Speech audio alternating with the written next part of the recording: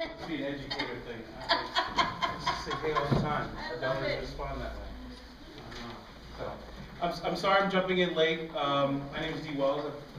I've met many of you before, but just in case, I'm involved with Future Focus Media Cooperative, Central Mass Film Festival, and of course Worcester Roots Project. My task team is kind of overview, talk about marketing, talk about how we do it very good, how we do it poorly, and what to do more importantly when you get a bad review, so to speak, of one of your programs that you're doing, and all of a sudden someone decides to take to the internet and badmouth you, slam you, say disparaging things, do all that good stuff that you know, hey, I didn't,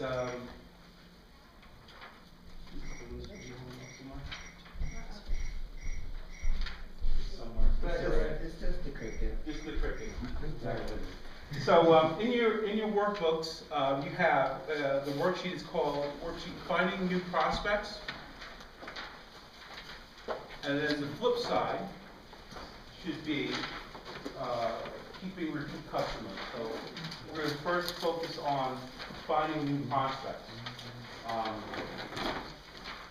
And this is interactive, so I am going to be looking for audience participation, interaction, talking, moving, all that good stuff, because I know it's nice and warm in here, sometimes we make it a little, not all, a little bit of a focus. So, think about for a quick second, think about your organization, your cooperative, your business. How do you go about finding new prospects in terms of new customer base? How do you get the word out there? Is it word of mouth? Is it a combination of word of mouth with some printed materials, collateral pieces? Is it online? Is online exist solely on your website? Or is it a combination of your website coupled with Facebook, coupled with Twitter, coupled with Instagram, coupled with Tumblr, coupled with Vine? There's so many different ways to go that right now we're in a very precarious technological age where there's so much out there you have to figure out, and every day there's a new website that pops up, a new app that can be used for your Android or iPhone or smartphone device or whatever it may be. So it becomes overwhelming, right? I know in the athletic footwear and sports business, it's very overwhelming. Everyone's chasing. It's chasing a moving target. But think about your business, how you get the word out. Is it word of mouth? Is it a combination of things? What's worked thus far? What hasn't worked thus far? What are some things that you want to try but you just haven't had the time to really carve it out and really do some research on maybe using that piece of technology? Or maybe it's a plugin on your website, or you want to try something new by reaching out to another person across the table that may have nothing to do with your business, but they have a customer base that you know you want to tap into, because you do see the connection, right? So think about that for a second. And I'm going to pick on someone. So I'm going to pick on you, Julie, because think about your business. How would you find new prospects, new contacts? I think a lot of it's been like a combination of word of mouth and kind of based off of our existing relationship. People who already know about us and hear about the bus, like know about the work that we do, and they hear about this bus and have transportation needs that they don't know where to meet anywhere else, and don't want to get a big charter kind of thing. And so a lot of it, looking back over the past 2 years, has just come through that. Okay. We've tried other things. We put some stuff on Facebook. We've got it on Twitter. We printed up a bunch of these like little business cards that have a picture of the bus on one side and are like contact information with email and Facebook and Twitter, and like says that it's available for rental and a little like link, tiny URL link to our request use form. Okay. And we passed out tons of them, and we try to do a lot of public events and just kind of pass them to people. But we haven't really gotten anything from it. We haven't gotten hardly any kind of like cold calls. A lot of it's come from either people we already know or people who say that they heard about us from someone who we connected. So that hasn't worked quite yet, but I think we're trying to figure out. And one of the things we want to do, we haven't done yet, is just use the us itself as our best advertisement. You know, we have, you know, if you know, it's eye-catching, everyone turns their heads when it goes by, so we want to find some space in the top front part of it or in the back where we can just, you know, spray paint right on there, you know, available for rent, call, whatever, email, whatever, so that even if we don't talk to somebody, if they just see us driving by, they might be able to contact us. Absolutely. So you mentioned what you've done. You've also mentioned what you want to do. Okay. Anyone else want to offer some different ideas of what you're currently doing in your organization, in your business, to find new prospects? We've got a lot of success going to events and like trade shows and giving out samples because we have the capacity to do it, and then also having our products be available in a consistent forum. So for us, it's a farmers market where like that's one place where people know. Well, not right now because we're not producing right now, but when we were producing, like every week if they want to get it, we're going to be there. And then there are like other like pop-up locations or online or where like more informal, but we have at least one stable like you know you can get your hot sauce between 10 and 2 on a Saturday. Right. You can't reach me or the website's down. Okay. Have you thought about partnering with the, say, the Canal District Farmers Market? It takes place every Thursday. We have a strained relationship Strained, with them. okay. All right. We have All right. 17 other partners. Okay. All right. Okay. There's a big movement, and there was a meeting that took place right here in Worcester regarding the food trucks in the city of Worcester. And one of the things that a number of people are trying to figure out, not just the city of Worcester, even Boston struggled with this, and elsewhere with mobile retailers, basically, is how to deal with the administrative side of that. But what the businesses have figured out how to do very well is how to connect with their customer base using technology to let them know where they are. So a lot of it is basically, it is Facebook, it is Twitter, it is Instagram. Give you a prime example, there's what's called a waffle bus in Houston, Texas that moves around and basically serve every sandwich on a waffle or between waffles. And the way you track down the waffle bus is basically through either Instagram or Twitter. And they'll just basically get somewhere and they'll check in or post where they are and people find them that way. So you have basically this chase. And then they offer specials. So just giving that as an example to think about. Sometimes you want to be very obvious in where you are in terms of, obviously you want to know and tell people who you are, what your business is, but then also you want to create the scavenger effect, right? That's very effective. We all have played scavenger hunt at some point in our childhood and certainly now. People actually like that. They like to discover all of a sudden, maybe you have a new product, maybe you have a new slogan that you want to roll out and you want to get feedback, right? So again, connecting with your prospects, building your customer base to get them to give you what's called basically your crowdsourcing. You're giving them information and they're telling you what they like and what they don't like. And guess who the target audience is? They are. They're telling you what they want. So guess what? What do you get to do? Give them what they want. Right? So if you know what the customer wants, then you can provide that service, that good, and give them exactly what they want. Even when you change your product, if you decide, related to hot sauce, you decide to change the labeling for whatever reason, you make up some funky names, and you have an idea for some names, but you're not sure how they sound, put it out to your customer base, right? But the first thing we need to do before we get there is to figure out who our customers are. You know, what they look like.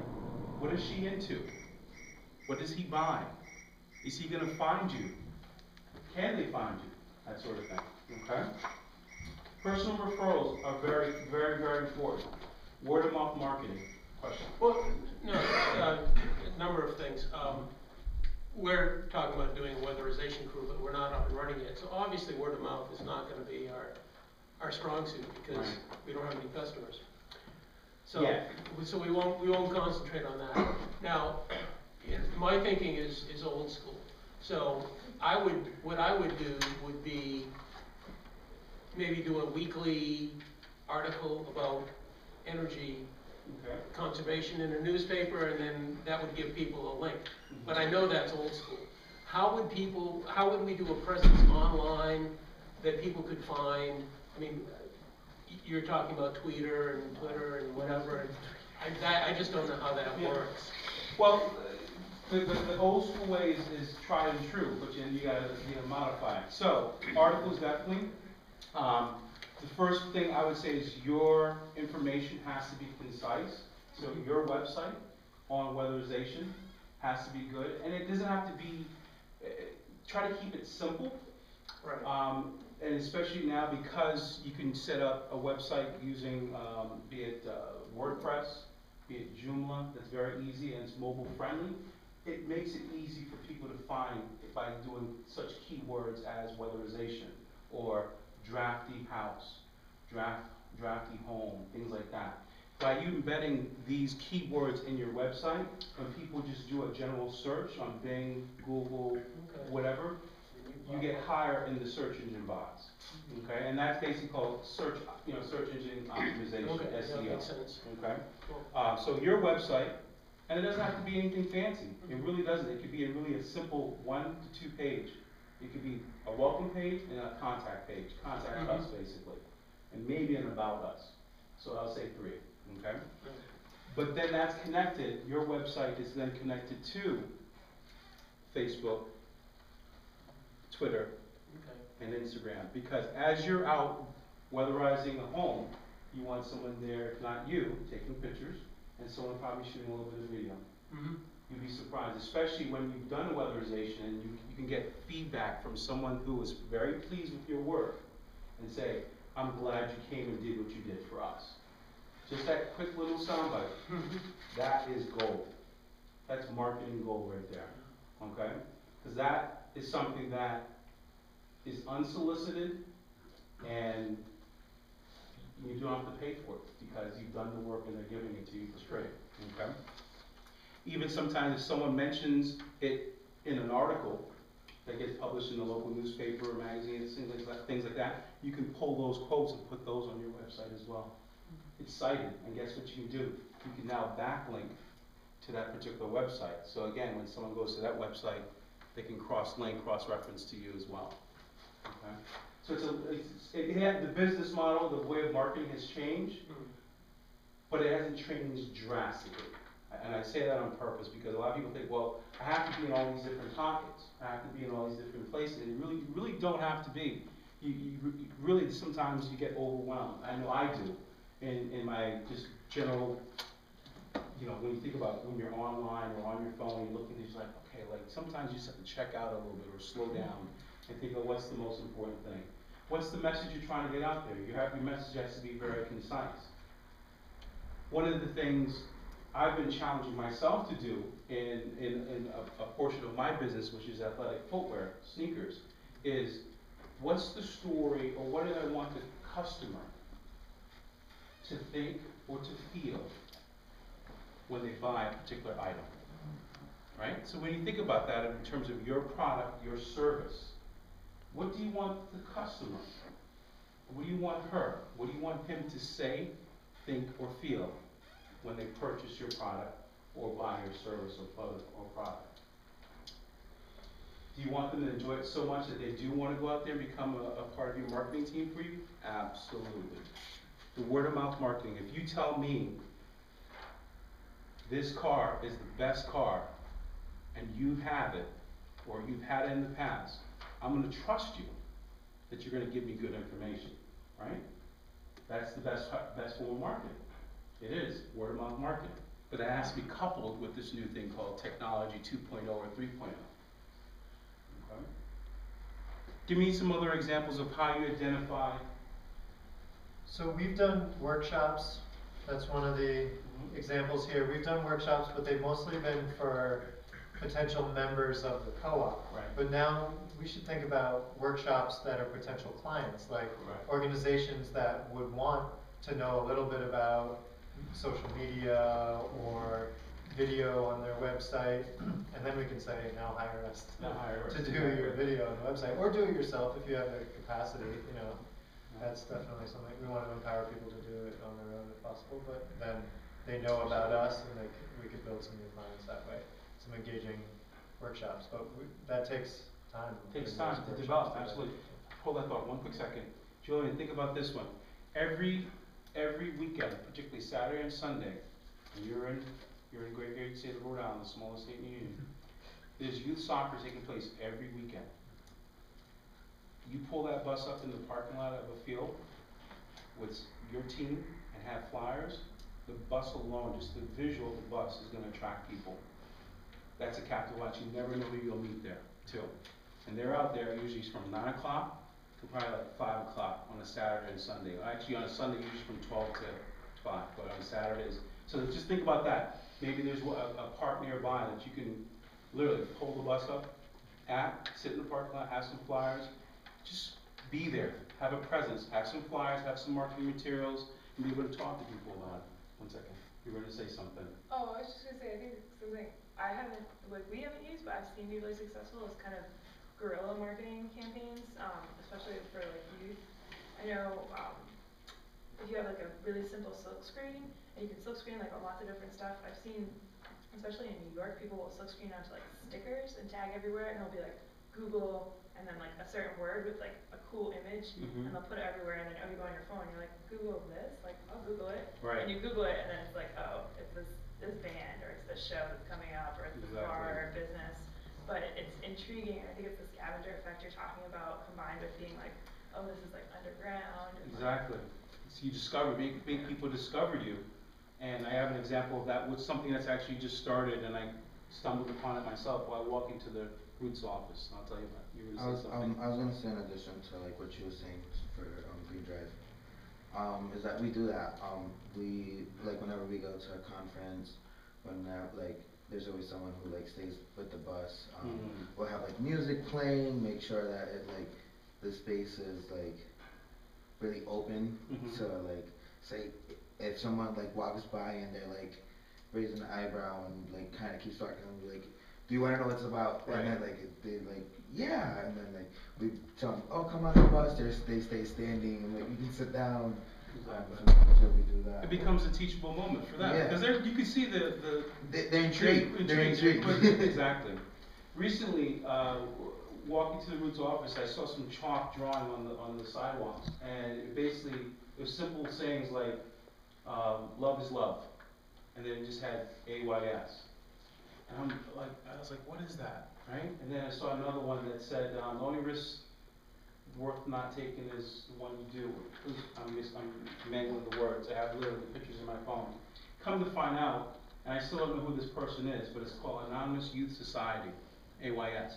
Based here in Worcester, it's one person. I don't know if it's a male or female, but because I put it on, I took the picture and put it on Instagram, and I tagged it in Worcester, Mass. Someone else tweeted it. They saw it, so to speak. And I literally sent them an email saying, I want to know more about what you're doing. And they responded, and they didn't tell me their name. And I think this is cool. They just said, I'm a one-person team. The person involved with it, doing it? The person who's actually Get back to you? talk, they're actually going throughout the city and just writing random sayings and basically. And they get back to you? They did. Because you put it on, cool. Yeah. Yeah, I saw one of those too. It was in the alley, right between. No, in different parts of the city. Exactly. So again, someone's doing it. So again, it's guerrilla marketing, just like you said, guerrilla marketing, and it made me stop. It made me think. It made me take a picture. It made me. It resounded with me, and I put it on Instagram and fed it to Twitter, and who knows where it may go. Again, so sometimes the simple thing, right? The simple thing is basic chalk on a sidewalk or on a building. Right? You can take your URL for your website, and you go to a website called bit.ly or bit.ly, and you can shorten your URL. And you can get creative with whatever you want. Imagine, all of a sudden, you just... What about making a QR code? Can you do that? You can do QR codes as well. Is that free? QR codes are definitely free. QR generator. Yeah, QR generator, there's tons of ways to do them. There's an app. People right now. Does anyone know what a QR code is? No? Okay. So a QR code is very similar to a barcode, but It's like a UPC code basically, but yeah.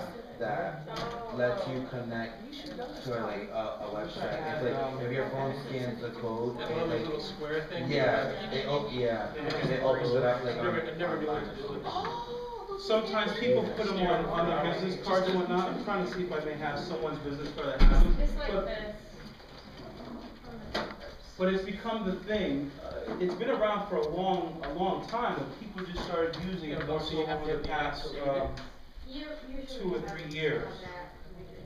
We put that, we made a sticker to go to our Facebook page. Okay. With the QR code, it was a QR code that would take you right there. Yes. And we printed out stickers, we put it all over our bus from different angles. But I've been surprised, people, I haven't seen anybody No? actually scan it. I see you have. That's for like 4 or 5 Alright, here's an example of one. And I saw this is when